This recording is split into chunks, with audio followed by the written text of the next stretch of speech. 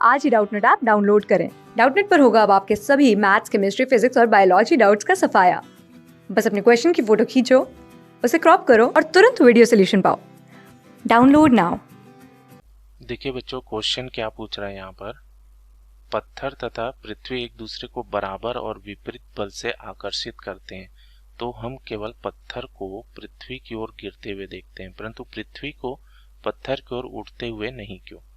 तो देखिए, ये जो प्रश्न को समझने के लिए ना हमको यहाँ पर समझना पड़ेगा न्यूटन का जो गुरुत्वाकर्षण का जो नियम है। ठीक है, न्यूटन जो एक वैज्ञानिक है, उन्होंने क्या नियम दिया था? गुरुत्वाकर्षण का नियम दिया था। ठीक है, इसको हम लोग समझते हैं। तो देखिए, मान लीजिए मैं कोई अगर ये वस्तु लेता हूँ, ठीक है, मान लीजिए मैंने कोई दो गोलाकार वस्तु ले ली, ठीक है, ये कोई भी दो वस्तु ले लिया, ठीक है। अब इनके बीच की दूरी जो है मान लीजिए कि आर मान लेते हैं, ठीक है।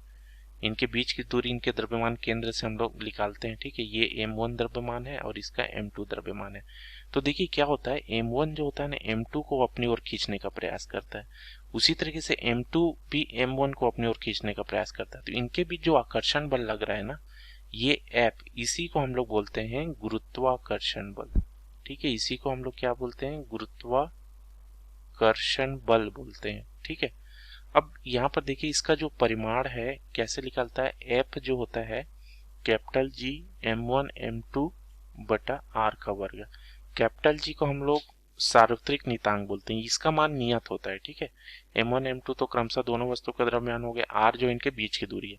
तो यहाँ पर देखिए जी और आर तो नियत रहता है, ठीक है। तो एफ जो है ना, m1 के भी अनुक्रमानुपाती है और m2 के भी अनुक्रमानुपाती है।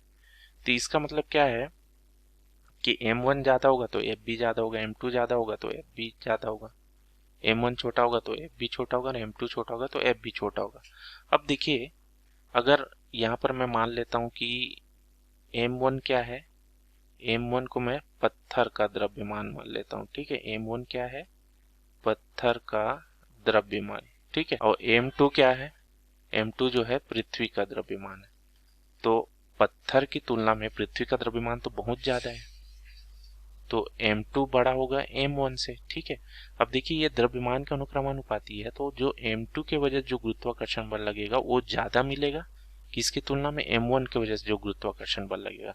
ठीक है, तो क्या होता है, इसीलिए जो होता है ना, ये जो पृथ्वी है ना, उसको अपनी ओर तेजी से खींचता है पत्थर को। ठीक है, तो पत्थर जो है पृथ्वी की तरफ क्या है, गिरता हुआ प्रतीत होता है।